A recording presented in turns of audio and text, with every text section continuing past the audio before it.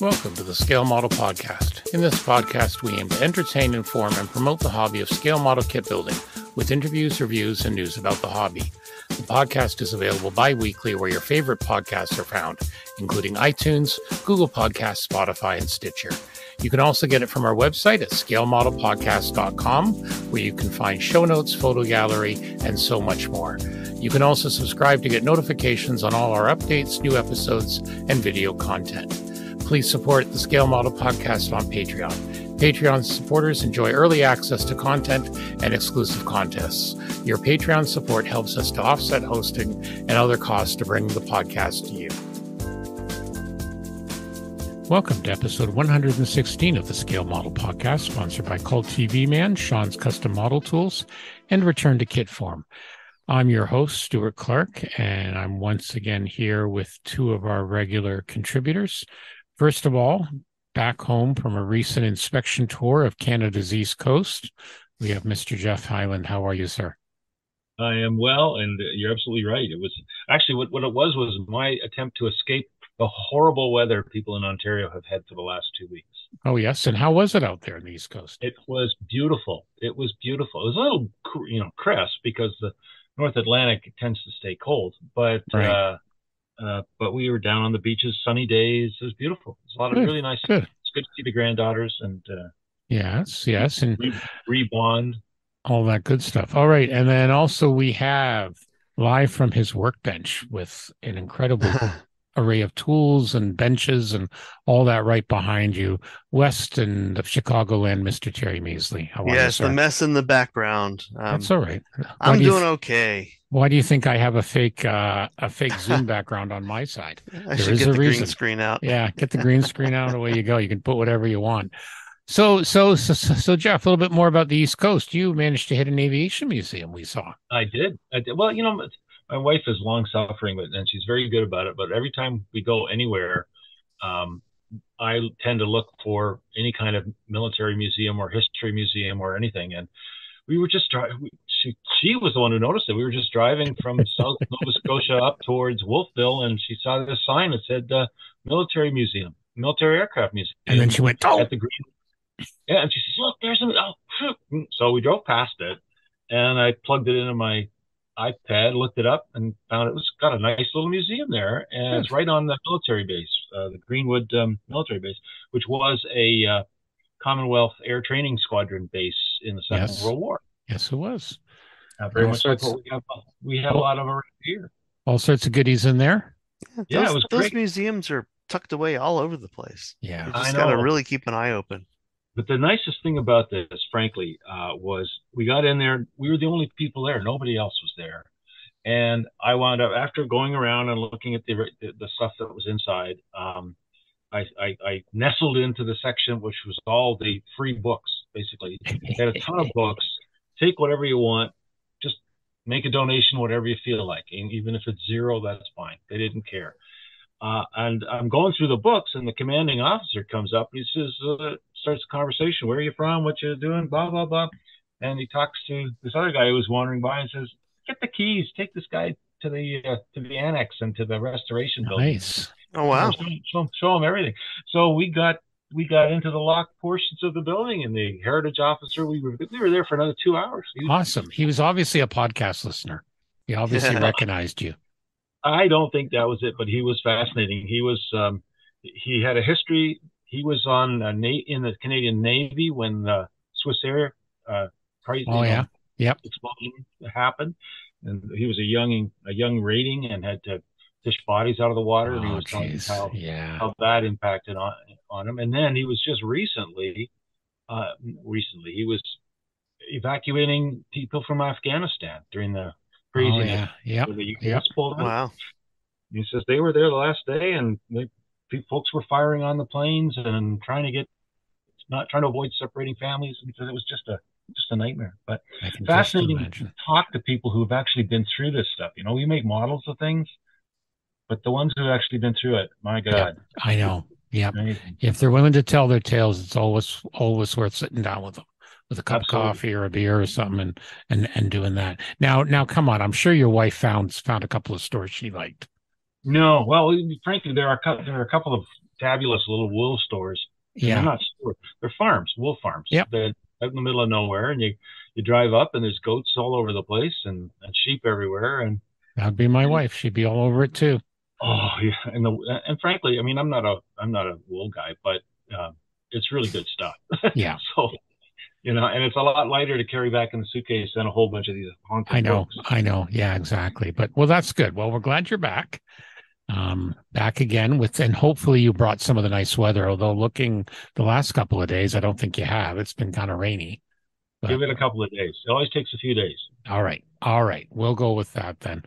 Okay, so a couple of bits of news. Our friends at the Modeling News, they went to the big show in Moson, Hungary, and they had a great photo essay, over 100 pictures of the big Moson one. This is a very must attend. This is like European national sort of thing, especially for the armor guys. So you get all the Spanish paint makers are there, mostly armor, but a lot of other stuff too. And there's just a fabulous photo gallery showing all the various things. If you click on any of the pictures, it loads the photo gallery, and then you can scroll it.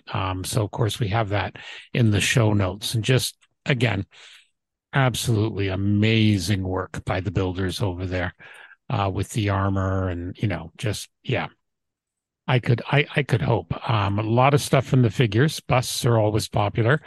I want to point out, what did I say? Picture 55, I believe. Something like that. 54. It's down in that range, yeah. Yeah, let me find it here. I gotta find it, but just absolutely, here it is. Number 56, Empire Maximilian. And it shows the emperor on his horse with a banner. The banner is hand painted.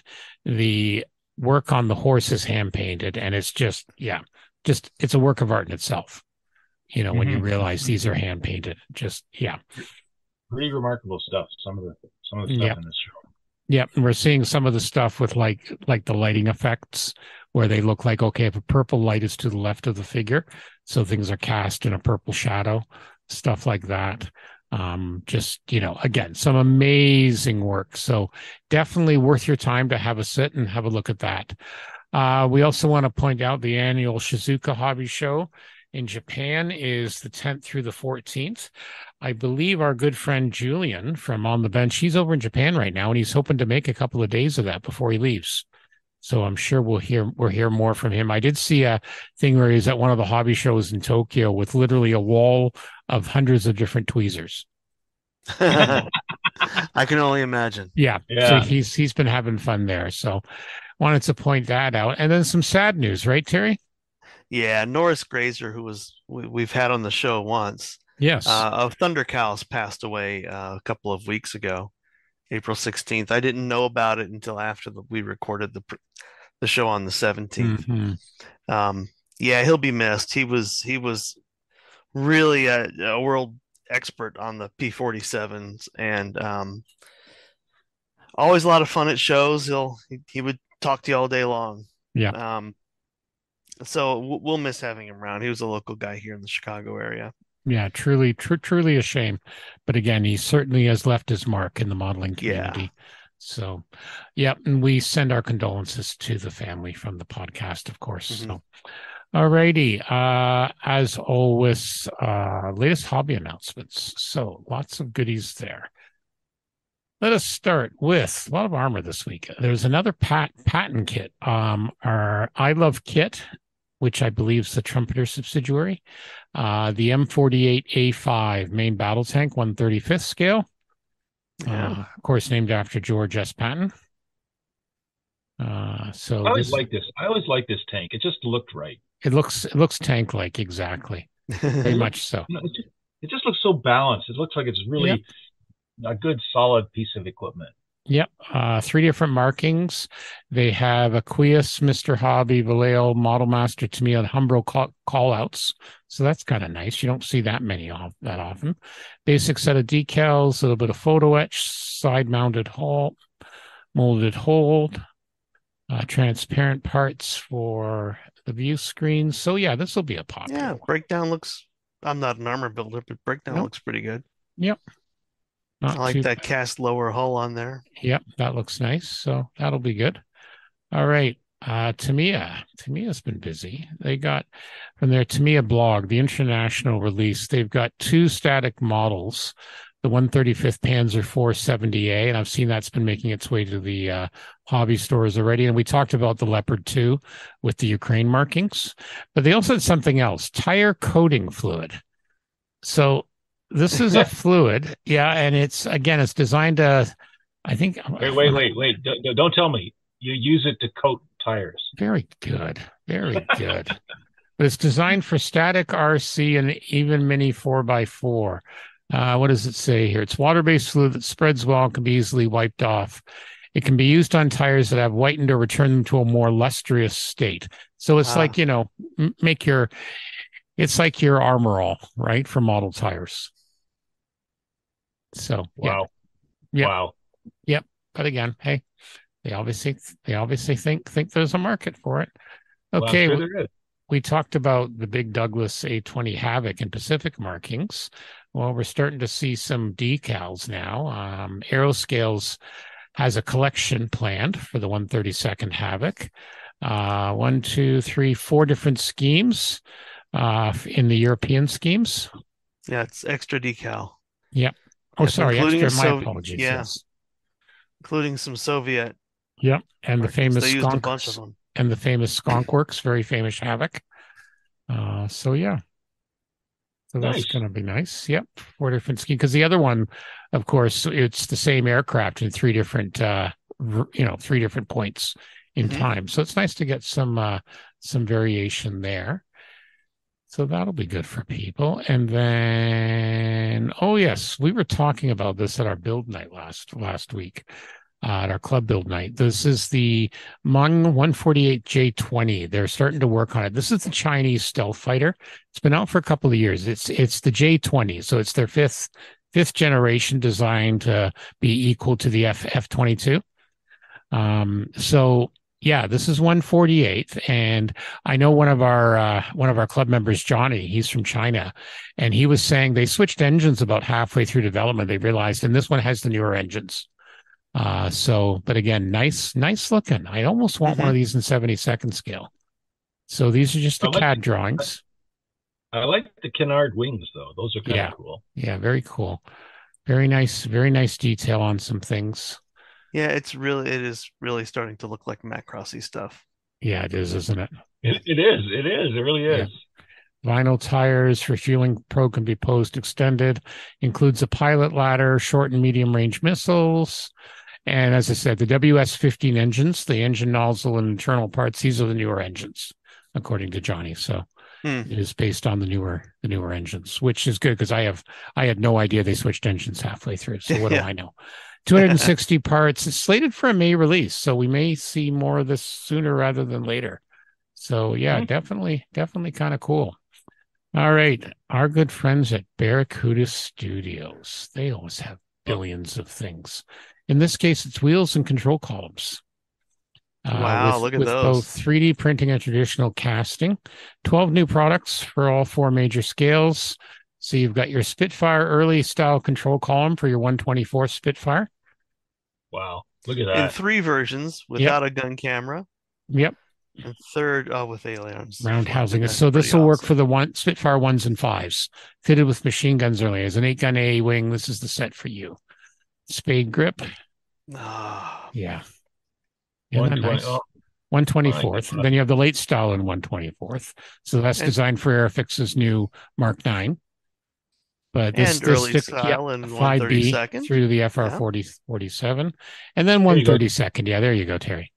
You're gonna have to get these to go with the Qatari. I'll have to look at what the Qataris look like first. Yeah. So 32nd, 48th, and again reasonable, like the 48th, like $9. If you're really opening up your cockpit, why the heck not? These look gorgeous. Yeah. And then for the big Corsair in 48 scale, the F4U Corsair with smooth tread main wheels that were fitted to most of the bird cages. Resin cast, 3D printed wheel hub covers. Very nice with the thing in place as a picture there. They've also got the diamond tread. Yeah, they look attractive, don't they? Boy, these look good. Oh, Yeah, post-war too for your Korean War ones. Stamped hub. How many different tires can you have? Wow. And then, of course, the Quite a Well, few. P-51. I mean, these planes they did carry different wheels over time Yep. and the different Oh, because one they for were your made of Arma. yeah. 72nd skill for your Arma kit. P-51 main wheels. 10 slot hubs. Almost all variants. And then the block tread, 172nd. Yeah, so that's all from our friends at Barracuda, which, again, it's just amazing how many different things they put out They in there. have their catalog is They're actually a little bewildering. insane, There's so much Yeah. stuff. insane. I don't know where they store it all in their warehouse or whatever. Okay, I think we briefly hinted at this. We got some more details about, just when you thought this year was the year of the Stug, we also have the Hetzer, the Jagdpanzer 38, early, mid, and late. From TACOM and 135th, they got full CADs rendering. So yeah, if you know your differences, apparently you will be a happy person. It's kind of neat to just watch I don't know if you're noticing this, but the pictures that Yeah, they show right at the beginning, yeah. they're cycling through early, mid, late, Mm-hmm. early, and you sort of look to see the changes. It's kind of It's kind of fun. neat. The full interior looks very nice. Some other pictures earlier down. So the early Mm. full. And what you can do, there's even some clear parts, so you can actually display it showing the interior. That's a good idea. I like that idea. So the top part of the tank, you can have a clear part instead, just like, what was it, the Wingnut Lancaster, the Border Mm, Lancaster. Mm. So that's, what, that's a good idea. Because like you always wonder, you have these full interiors, like why? Because half the time you can't see it unless you physically remove something or explode the yeah. build or whatever. So this is a good idea, and it's available in all three of their different modes. I just So stopped because the ads on the left have a picture of Sharon Stone in. yeah, unfortunately, they don't let the ad blockers go through now, and a lot No. of this is out of their control. Yeah, I know, it drives me nuts. I know. I didn't have Sharon Stone. I had someone else, but similar sort of thing. All right, Fujimi. Fujimi. We don't talk about Fujimi a lot, and I Hmm. bought what was it, the Turpits at the Heritage Con. So I thought I'd look on their website, and they have a fair amount of things here for the next few months. So I just had a look here. We've got May, June, and July. May's at the bottom, actually, gentlemen. So you start at the bottom. They Hmm. got bugs, beetles. Yeah, all these insects, Yeah, I thought beetles you Look might at and like these that. bugs. mantises. Yeah, They're in like colors from different anime series. yeah, It's kind of weird. yeah. Then you got a full haul of the Navy battleship Musashi, 700 scale, a Honda CRZ, Hiru carrier full hull with photo etch 700th, the aviation battleship Ice 1700th, more bugs, Subaru Impreza. And if we move up a little bit, again, some more 1700s and a 350. They got a Navy destroyer Shimizu special specification. Shimikaze. Shimikaze, my apologies. Yep. Special specification at the time of completion with crew and photo etch parts, 1/350th. So that'll be a nice one. And then a couple more battleships and 1/700th. Look, more bugs, Terry. Yeah. Mm. How about the Hercules beetle? Look at the Well, schnauzer on that technically, guy. none of these are bugs. Okay, well, They're the beetle. The beetles beetle. Look at the schnauzer on that one and a beetle. mantis. I'm Yeah. not actually sure where the mantis sits. I don't know. It's Suzuki not a bug. Jimmy. All right. And then further up, we have more beetles, Well, Japanese heavy cruiser, Maya, and some bikes. So all sorts of neat things. Yeah, Fujimi has this huge line of 700 stuff. Oh, they do. Well, again, they were one of the guys that originally started the waterline, right? Mm. Yeah, and then they got their little flyer that shows some of the highlights, including if you download the PDF flyer at the top, it shows a guy looks like in a bug helmet. Looks like he's an insect riding one of the motorbikes. Yeah, I think Kamen Rider. Yeah. Okay. I'm sure is it from a series or what? Just what Oh people yeah, I have think it's a Okay. kids series. All right. The But bug, the insects look pretty cool though. Maybe I have to yeah, keep an eye open. yeah. I uh, have to uh, say. Terry said bugs. I He did said so. I did bugs. say bugs. Yeah, that's all right. That's all right. Bugs, My beetles. my my pedantic Yeah, it failed me. that's all right. Yes. We'll forgive Pedantism. you. We'll forgive you. Okay, Pedantry. next up. I saw this a couple of weeks ago, but I forgot to mention it. So I found the ScaleMates listing. Uh from Micromere, Ukrainian maritime drone. It's basically a suicide boat, minus the pilot, right? Handy for a drone. It's a on the ship, guided handy for torpedo, right?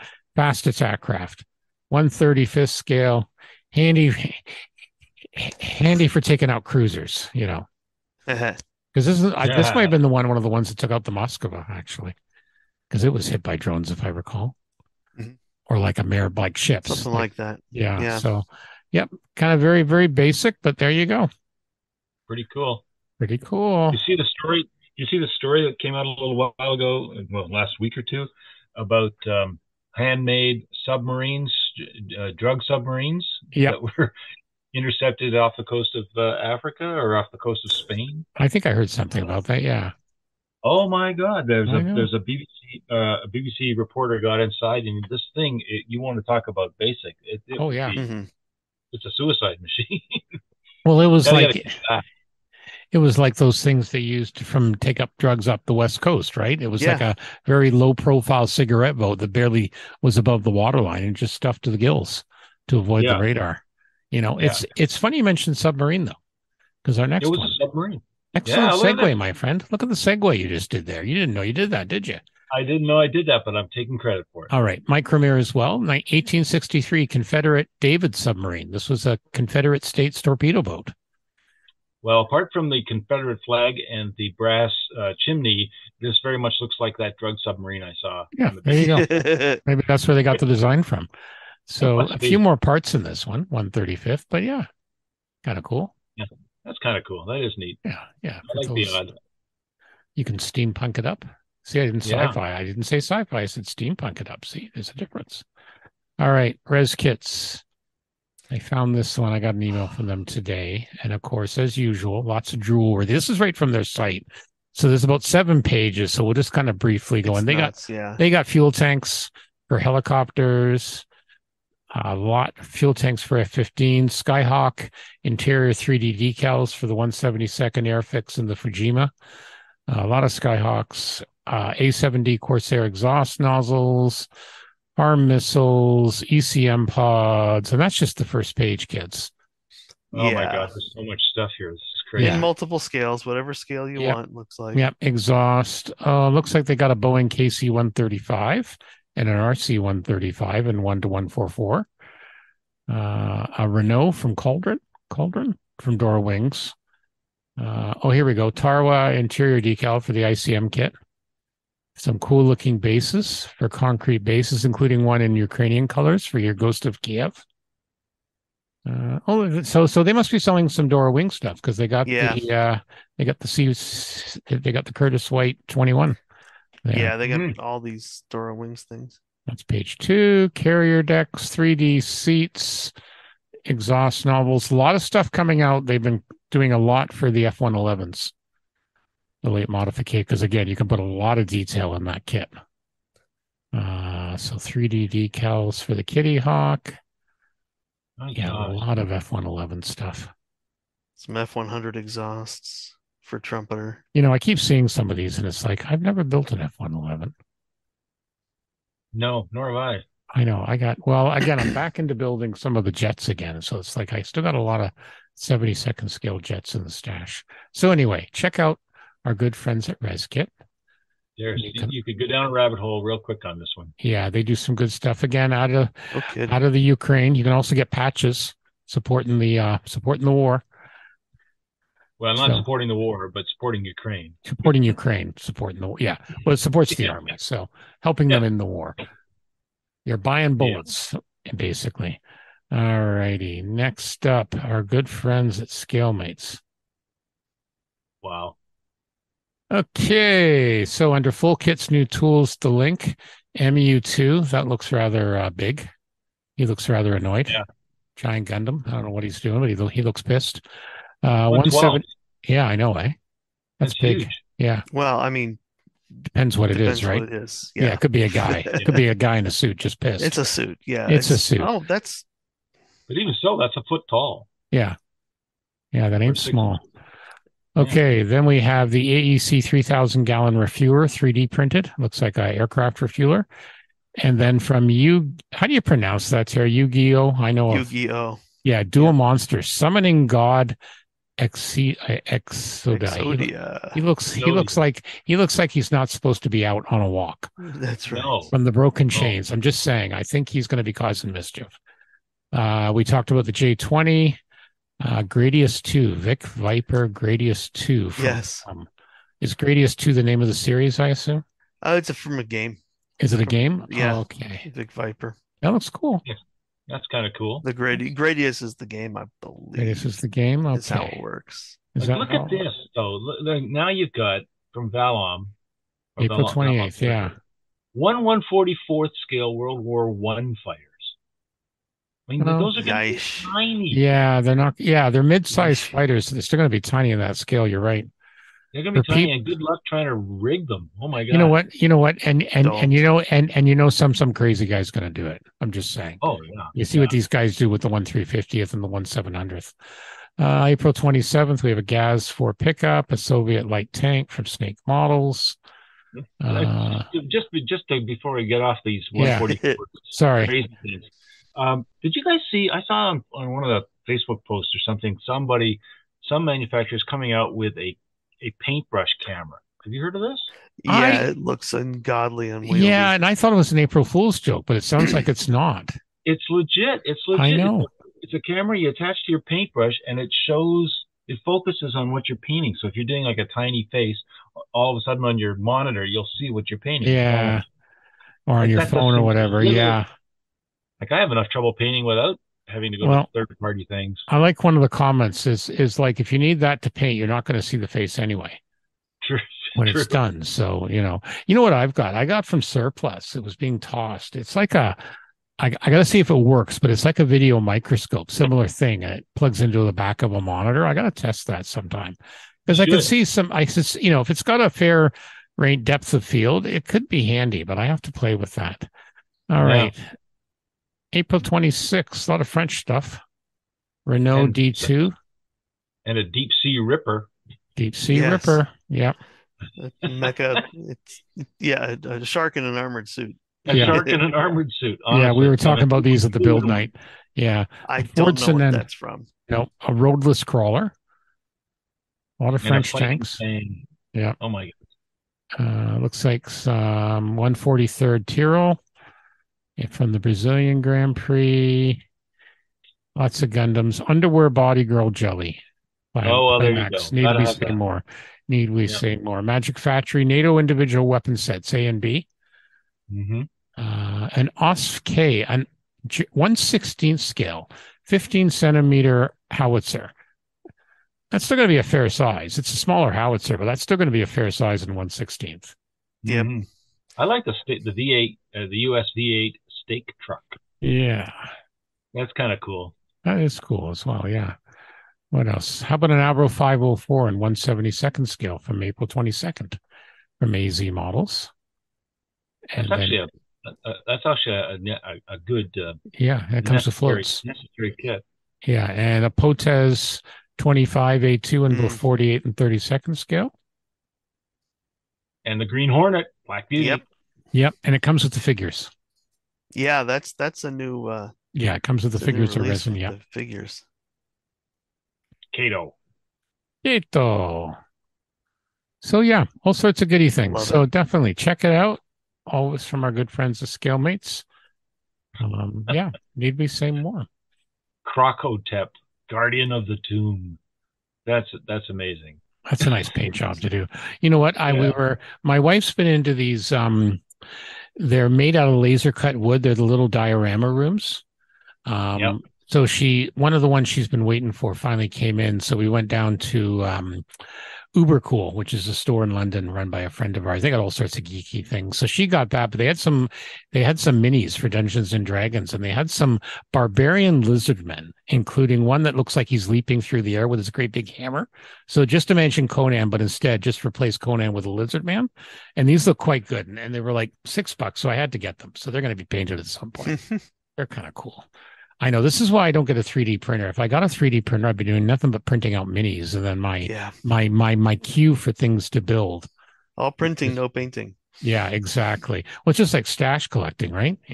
Yeah. That would be the problem. It's like, ooh, I like that. Ooh, I like that. Ooh, how about that one? Yeah, how about that one? Because Alicia wants a dragon at some point too, so I'm gonna have to Well, I get her got one of plenty of those. dragons. I know, but if I had Reaper a, makes a oh, bunch. I know. Anyway, so yeah, we're gonna do that. All right, let's talk about someone else awesome, namely our good friend Steve at Cult TV Man, and let's see what's new and exciting there. Let's talk about what's coming new from our good friends at Cult TV Man and culttvmanshop.com. The latest images, we have the Revenge of the Creature box art from X Plus. This is the big 1/8 model of the Revenge of the Creature. Very nice looking box art. It looks like it's going to be a fantastic kit. A little diorama setting. It looks really, really good if you're into that. Also, some other new images. We did talk about the glow-in-the-dark Cyclops and other such assorted things. And did you know it's almost less than a month until Wonderfest, where, of course, Steve and Cult TV Man will be there. And they'll be at Wonderfest. They'll be at the IPMS National Convention as well in San Marcos from August 2 to the 5th. But like I said, they will be at Wonderfest first, June 10th to 11 in Louisville. Make sure you check them out there. Also, some other new and exciting things out. We have the Ares replacement cockpit from our good friends at Paragraphics. That's for the big Ares model from 2001. They've got paint masks now from Aztec Dummy for the Marauder. We also have, of course, I think we mentioned this before, the Fly, Shin Ultraman, and the Silver Screen Metropolis robot. Definitely check those ones out as well. The other thing to look in the hobby store is they have an amazing clearance section. You never know what you're going to find in there. So, for example, they've got a Mandalorian 1/72 scale scratch and dent currently on for $55, down from 55. They've also got the Gatchaman God Phoenix with LEDs from Battle of the Planets. It's on sale now for $69. And if you're into the Snoopy model kits, they've got two of the reissues, Joe Cool and the Surfboard, and Snoopy and his race car reissue. And those are both, of course, both from Atlantis. So definitely check those out, along with a lot of other cool things. And as always, tell them the Scale Model Podcast sent you. Okay, and we're back. So we're still going through some of the HeritageCon content. So our good friend, Mr. Anthony Goodman, he had a very good conversation with Chris Cyber, who most of you know as Luftraum 72, who does just amazing work, including a Valkyrie that's just weather that is to die for. He was actually doing a seminar at the show, which was well attended and very popular. And Anthony managed to grab him for a little while. I don't think too much force was involved. I don't even think bribery was involved. But anyway, he had a nice chat with Chris, and here's the interview now.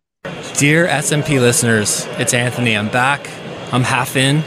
I'm doing a little special bit at HeritageCon 15 for the Model Insider. I think I remember the title of my bit from back then. And I have a really special guest with me. I had to track him down and grab him and hunt him down.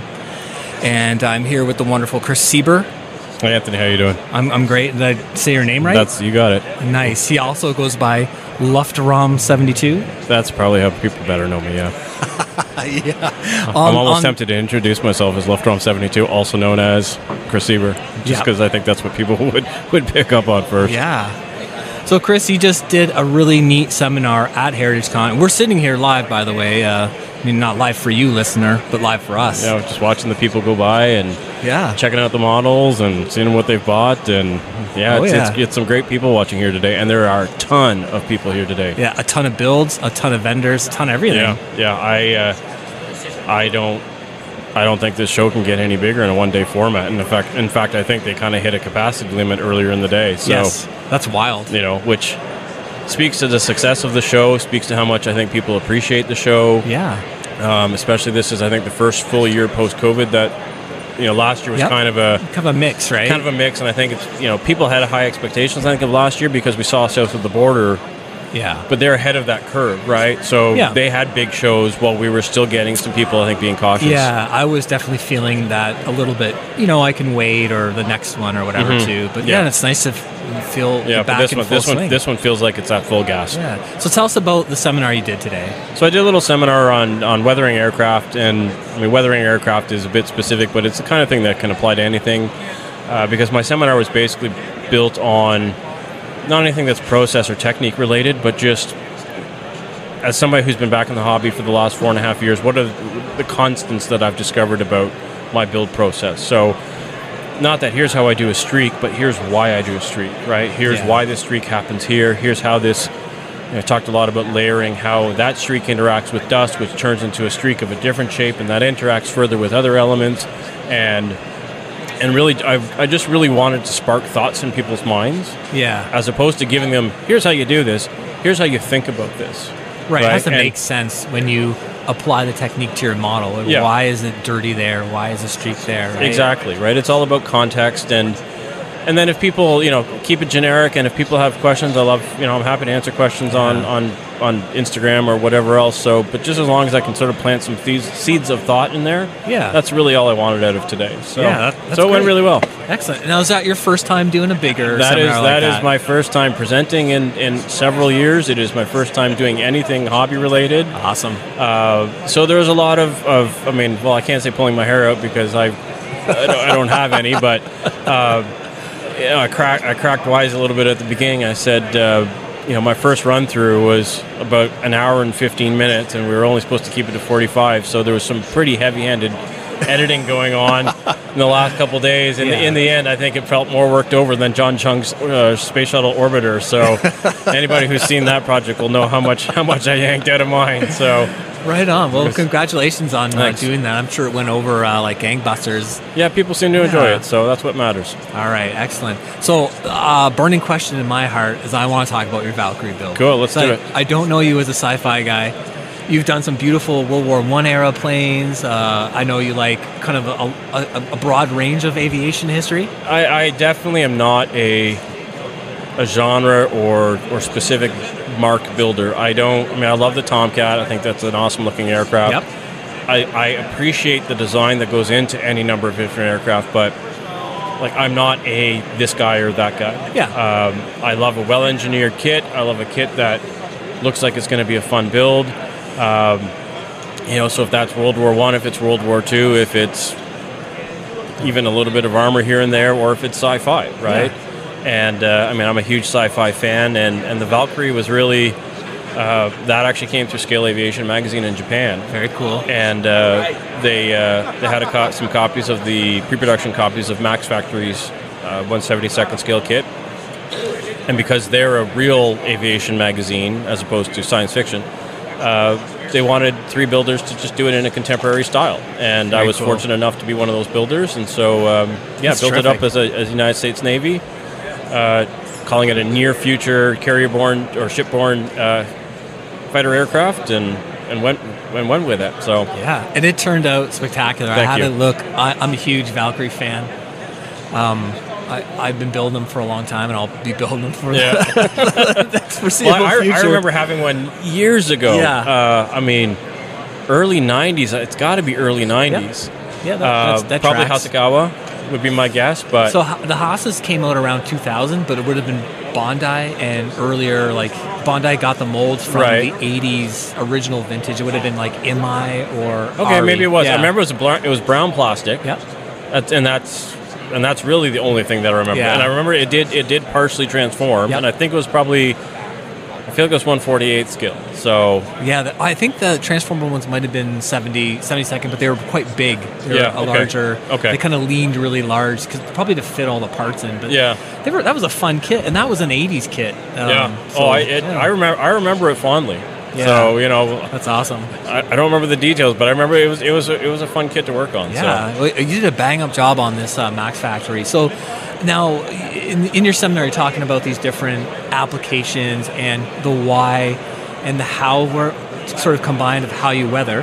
Can you tell us a little bit about how you applied those techniques when you were doing your Valkyrie build? So in the case of the Valkyrie build, because I'm building near future, and the Valkyrie is actually pretty heavily riffs off the F-14, as everybody knows. Mm-hmm. I just started digging out F-14 references and seeing how it weathered. So obviously there's a lot of anti-corrosion spray around different panels and areas. The Max Factory kit is not heavily riveted, so there's a lot of areas where it's just cutting across a panel, and you kind of have to use your imagination. But and then beyond that, just a lot of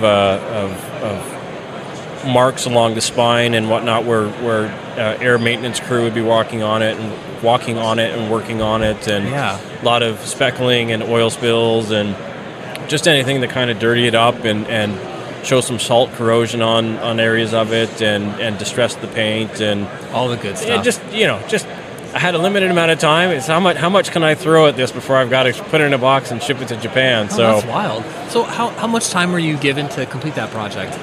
I want to say about 2 months. Okay, so that can be tight or generous. It was tight. It was tight because actually one of the weeks in there I was actually on vacation out to British Columbia. So I think it showed up. I had it for about a week, and then I had to put it down, headed out west for a week, came back, and then sort of immediately get back into the swing of things and get cracking on it again. I was definitely pushing the deadline. There's definitely some things that I would have liked to have done. I'm not sure if I will. Maybe I'll just leave it as a milepost build and pick up another one day and say, okay, here's how I would take this even further. But yeah, it was tight to get done. So excellent. Well, a well done job. Thank you. And especially anything on short term notice is kind of it's happy we get them done. Anybody who follows me knows that I am not a speed builder. So. Do those exist? Getting it done was was just a win on its own. So yeah, very good. That was great. I finally had a look at it up close. Spectacular. I gotta say, once I saw you put the kind of feet print markings from the text on the spine, I immediately went and did that on the Valkyrie that I was working on. Nice. I'll show you that later. That's awesome. Well, it's always nice when something you do inspires somebody else. Oh yeah. And that's gets back to the seminar I did earlier. Like, I think it's neat to be in a position where we can share our work as widely as we do, and conversely, it's neat when people say, "Hey, I saw your build, and it inspired me to buy this kit, to do this kit." And I've been fortunate. I've had a few builds that have done that for people, and it never loses its luster when you hear that. Yeah, it's a good feeling, isn't it? That's great. great. Yeah, it's fantastic. Can you speak to the kit itself? How did you find the engineering on that Max Factory kit? It fit really well. I mean, it has a neat nostalgic sense in that it does feel in areas like it is a kit from the 80s. Really? Interesting. The way that they've molded things, the way that sort of panel lines go, whatever, it has that, but it in other areas it feels much more modern. The one thing I did and I would recommend is the wheels and the sort of exhaust chamber are pretty simplified. Right. So I mean, I grabbed some wheels from an F-18. I grabbed some exhaust chambers that I had from a MiG-29 build that I aborted once Ukraine was invaded. I wasn't going to finish that build. Yeah. So it donated some parts. It also donated a bunch of aerials and antennas and whatnot, and different grills to embed into the surface. But it was a really fun build. I mean, it presented no problems whatsoever. It gives you options to do closed gear bays if that's your thing. Yeah, if anybody's, it's only available in Japan, and I think it's a pretty limited run. But if you have the opportunity to get one and it fits your genre, then I would recommend getting it. Yeah, that's really neat, and I love the paint scheme that you chose. Thank you. What was the sort of reasoning, or how did you come up with that scheme? Sort of what do you call that? Not a camouflage. It riffs. People call it the Heater Ferris scheme. Okay. Which was a camouflage scheme that the United States, I think both aircraft and Navy experimented with, which really sort of uses blocks of color to break up the profile of the aircraft. Okay. And so it's actually the work. It's Keith Ferris started it, and then I can't remember his first name, but then a second person was involved, and that's where we get the Heater Ferris name. But it was more Keith Ferris's work that inspired me, sort of that disruption camouflage. And I was allowed to do whatever I wanted. So I thought, well, why not? Yeah. So I came up with the scheme. I came up with the second scheme, and I kind of put it on Facebook and said, like, do people favor something that looks reminiscent of an F-15 Eagle Interceptor with that soft, cloudy kind of camo? Yeah.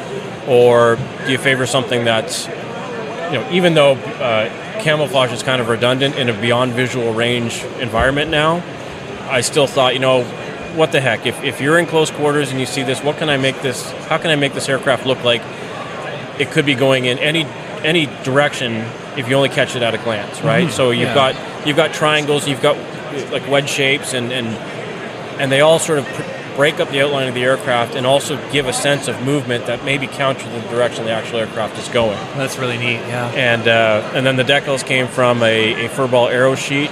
Very nice. Which are fantastic. They're cartographs, so of course they are. But they're for a Tomcat, and it just seemed like a natural fit well, it even has the sword, so I thought, well, that kind of fits with the whole Valkyrie thing. So, so I used a bunch of those, and there's the finished result. So yeah, it's so it was neat. It was neat to be able to come up with a scheme that was totally unique to me. Yeah, and at the same time managed to put something on my shelf that fit a look that I wanted to have it at some point. So right on. Have you seen the final published magazine article yet? It came out late last year. Oh, okay. I want to say maybe somewhere around October, November. I sent it over in September, and I think it was maybe November that the magazine came out. It looks. I mean, it's always great to see your work in print, right? Yeah. And it was great to see it next to some other great builders. They had 3 builds. One was all opened up, which just blew my mind to put in that kind of detail. Yeah. And then the other one was, I'm struggling to remember his name right now, but he's a very well-known Chinese builder, and he did it in a sort of a Sukhoi 35 soft, I don't know what they call it, that two-tone blue and gray scheme where it kind of just winds and wraps all over the aircraft. Right. So it was great to be in that company too. Yeah, that's fantastic. So what's next for Chris? What do you have coming up? You can tease us about. I have a special project coming for Tomcat fans. That's a little bit out of my lane. It's moving one scale up. So there's going to be something coming for that sort of third quarter of 2023. I'm also working with René Joyal at Joycraft to do a book on 1/72nd scale builds. Oh, cool. So he's contributing 3 builds. He's actually, I think, just finished his first, an OV1 Mohawk. And I'm going to contribute 3 builds, which currently sits at an F6C Mustang, got to try to remember these, a J35 Draken, and an F-15E Strike Eagle. Oh, awesome. So we're hoping to get that book, I believe, is in the fourth quarter of 2023. Oh, so cool. That's kind of where my time's at right now. Yeah, no kidding. That's a pretty big grocery list of it's enough. It's enough. And then, the day job, the almighty day job's been pretty busy too. So it's definitely made for full days and long nights. Having that much to do has also, I think, sort of dampened my enthusiasm for spending a ton of money here today. I've bought a few things, but it's tough to buy something when you absolutely know you're not going to be able to do. You can't even pretend that you can open it and start it in the next 6 or 8 months, right? So that's right. There's a lot of things that I've given a miss here today that I would have otherwise bought. For the best. The next thing I should really be buying is another shelf to put this stuff on, right? Because right now I've got boxes of models that are acting as structural elements to hold other boxes of models. I see. Yeah, a little bit of a shop. Overhaul. Well, I was saying to one fellow, I said I should maybe stop buying models here and start bringing models to sell here. So maybe 1 year. Yes, the eternal modeler's problem. Yeah. Well, in cycling, we have an expression that says N+1, which N being the number of bikes that you have, and +1 always being that you can use one more. And I believe that applies equally in modeling, right? Doesn't matter how many kits you have, you can always use just that one more. So, it's always very tempting, right? Sort of a box of possibility, and I find there's a tipping point when I have too many, and it kind of freaks me out a little bit. I'll have to take your word for it on that, because I haven't hit that point yet. But that's part of the peril. I mean, in not being a genre or mark builder, like I can walk through a place like this and suddenly something just jumps out and goes, "Hi," and I go, "We're going to be friends," and it could be anything, right? Yeah. Whereas if you're somebody who builds F-14 Tomcats or you're somebody who builds Shermans, I mean, there's generally a natural limitation to what you're going to gravitate to, and it kind of probably keeps you in check a little bit. I don't have that problem. I don't have that. What's the problem? I don't have that safeguard. So I know what you mean. I'm a bit of a generalist too. It's interesting to see something and appreciate the mechanical design or just whatever the profile of a certain vehicle. And kind of imagine building it, right? So, So it's a bit of a danger, but it's fun, sure. right? Awesome. Well, okay, where can all your Ravenous fans find you on the socials? So Twitter, Instagram, and Facebook, all three of them use the same handle, at Luftraum, Luftraum 72. Perfect. And then I also have a website which is in dire need of updating, Luftraum72.com. Yes, excellent. I've been there many a time Thanks for coming. to check out all the different plane builds you have there, and they're all spectacular. Thank you. Really well, are. I've got to get the Valkyrie up there. It's been long waiting for a gallery shoot since it came back from Japan, and I've just been too busy. I've been doing it one shot at a time and putting them up on the socials. I need to sit down and actually devote a few hours to just doing them all at once and getting that gallery up. But there's so much to do, isn't there? So little time. There is. And everybody says, like, well, how are you going to do video? It's like, because there are not 28 hours in a day. Yeah, there's not two Chris's. He's an actual single person. Exactly. We need cloning. We need more hours in the day. An extra finger on each hand? A 2-day work week would be good. Yeah. If it was an extra finger on the hand, and that would be AI art. Right? Which is, I think, a safeguard built into the machine, just so we can always tell if somebody's actually a real person. How many fingers? Oh, 6 fingers? No, they're not real. Yeah, exactly. All right, well, this has been a little special presentation of the Model Insider with Anthony, your ever faithful host, coming back. And thank you, Chris, for coming on board and chatting with me. Thanks very much, Anthony. It was a great pleasure to meet you finally and to talk to you. That's right. And awesome to do a Valkyrie shootout. Should we go look at Valkyries now? Let's go look at Valkyries. Awesome. Right. Okay, goodbye. Thank you. All right. Great interview there. We're going to have him back at some point, too, for a longer conversation, but it was good that he took the time. It was a busy day, and he was running around a lot. Okay, what's on the bench? So I've painted the Beaufighter. As I think I mentioned before, I had an issue with one of the wings deciding to split after priming, so that had to be refilled and sanded and a little bit of primer and a little bit of AK Sky. I've been very impressed. I did buy the AK Gen 3. It's the first time I've used so much of it on a project. And like anything else, and I think that you've heard me say this before, I'm probably sounding like a broken record. When you try a new paint system, have a paint mule and give it time. Have patience. So I think I've got the correct ratio dialed in now. I'm just playing around a bit with the pressure. The AK stuff, like all their stuff, it's very subtle. You do a lot of light coats, many more light coats than I would do for a Tamiya. But it's kind of good that way, because if you want to make something weathered or show modeling, you can pretty well do that right there and then. So I was very pleased with how the Sky went on. Now, the paints that I have doesn't have brown, which I need for the Beaufighter. So I did go out and I bought the new, Tamiya makes a new Japanese self-defense ground force brown XF72, and a lot of people have been saying it's a little bit more accurate for the brown for the RAF and the RAAF than the old I think it was XF54, the Dark Earth. So I did go out to Brofdale's on the weekend, and believe it or not, Jeff, that's all I bought. I just bought paint. I can't believe it. I know, neither could Richard, I think. Went out there, did that. That's been masked now, the underside. So I'm going to be painting that this week. I might do that on Wednesday during the build night. And then I'm also been working on this on a MiG-37B. And if you go to my website at blackfire.ca, I've got a build review video, and this is a fictional MiG, the Ferret, that testers made to counter their MiG or their F-19, the what ifs. So they imagined what it'd be like. So it's a what if. It's rather cool looking, very sci-fi. So I've just started assembly of that. It's very crude. I'm going to not bother with the cockpit, just paint over the canopy. But so far, it's, for a kit of that era, it's gone together reasonably well. And I'm just trying to decide, am I going to do any work in terms of, am I going to make it a what if?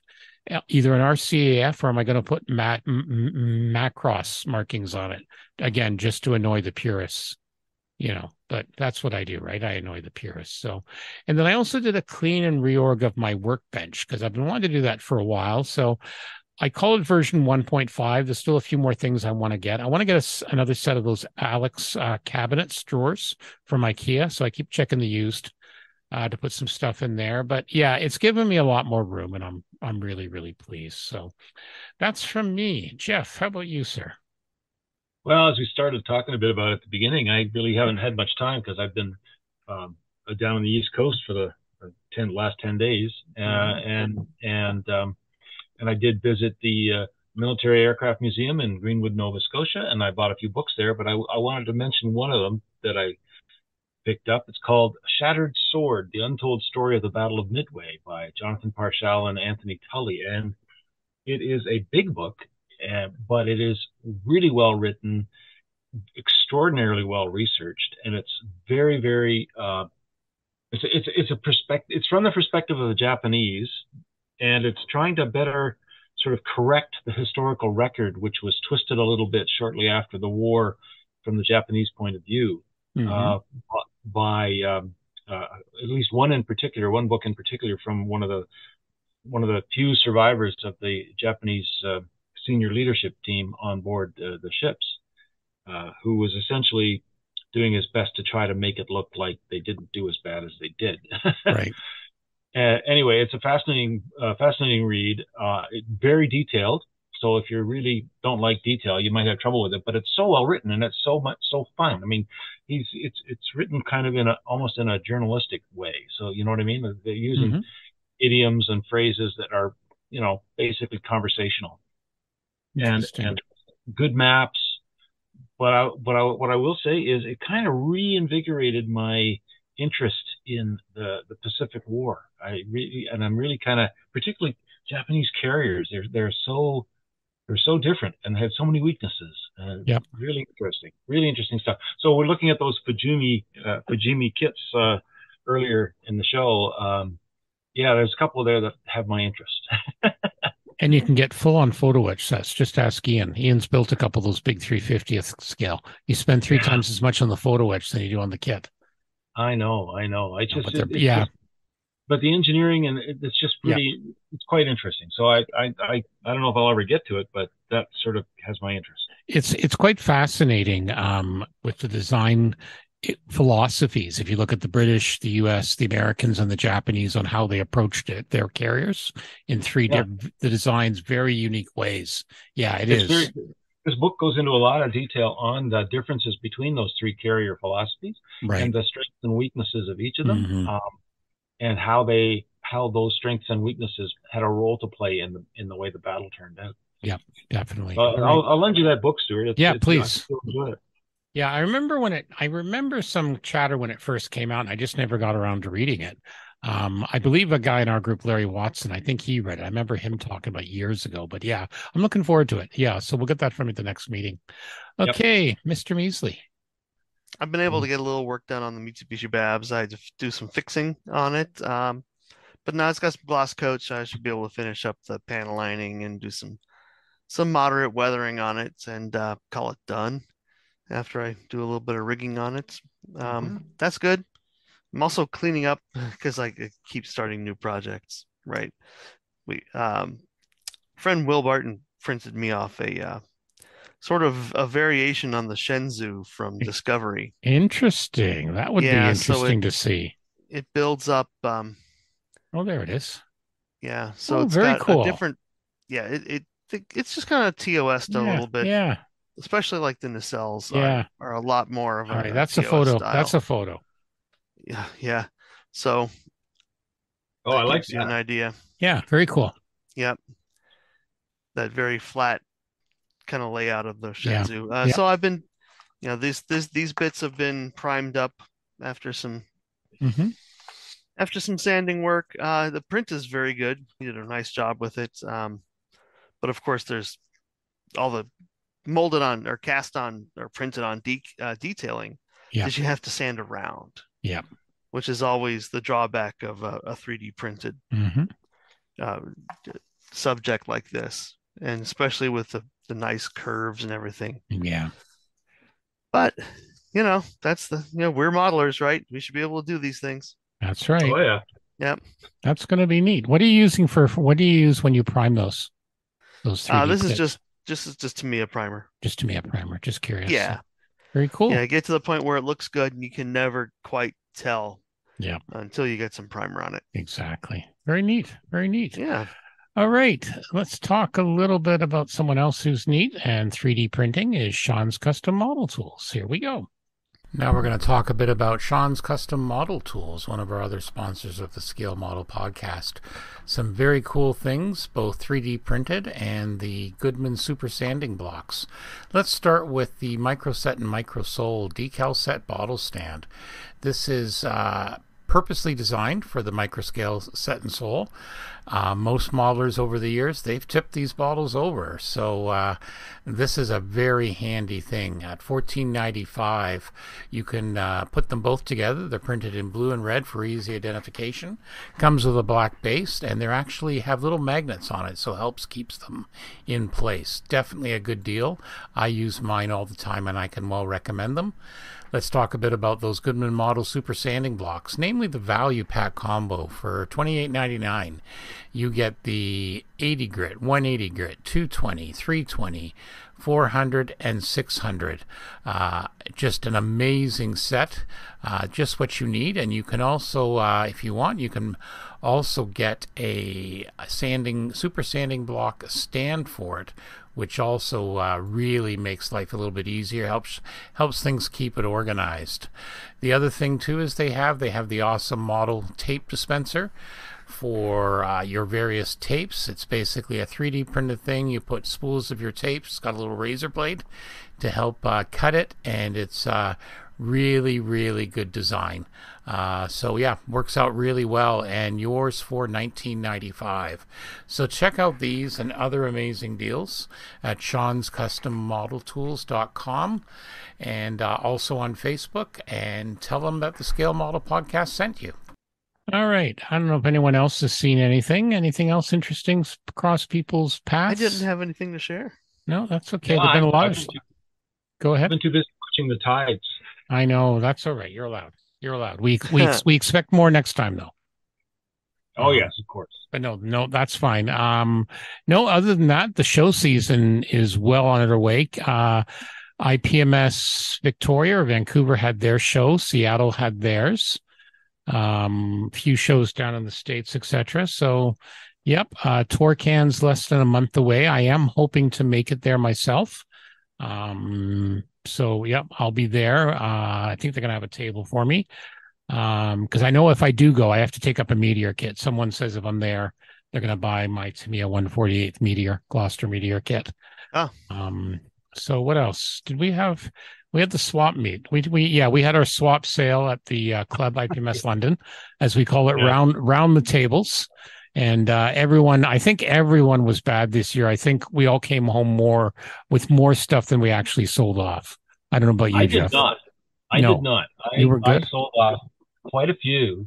Okay. But the difference is, like I don't know, I imagine everybody's had this experience. I sold off a lot of 172nd and brought home a bunch of 148 and 132nd. Well, so volumetrically, I actually ended up with more. Yeah. You also got a very nice space station too, if I recall.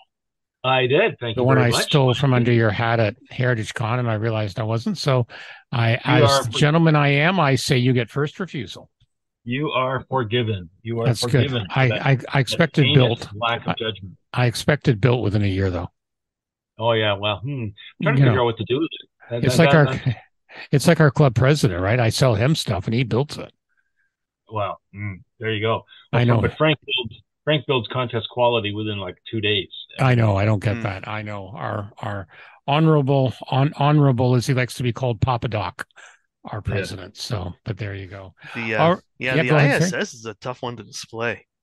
Yeah, it's crazy. Well, this wasn't the ISS. This is the Pilgrim Observer. The Pilgrim. Yeah. So I had that sitting there, and I thought, no, I'm not going to do anything with it. I'll sell it to Jeff. I sold it to what I paid for it. So there you go. See, also an honorable thing.